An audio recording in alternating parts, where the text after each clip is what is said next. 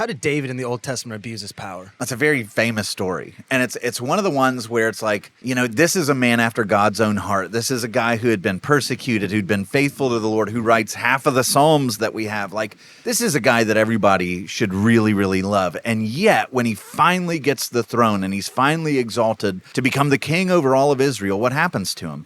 That power corrupts him to where one day he's up on his roof and he sees a beautiful woman and he's like, I have to have her. He calls for her and then exploits that power with her and then has her husband killed and lies about it and enters into this great season of sin and shame to the people of Israel and to God as well. And what does that show us? That even David, a man after God's own heart, when he's given absolute power, it corrupts him. And so we need to recognize man cannot be trusted with absolute power.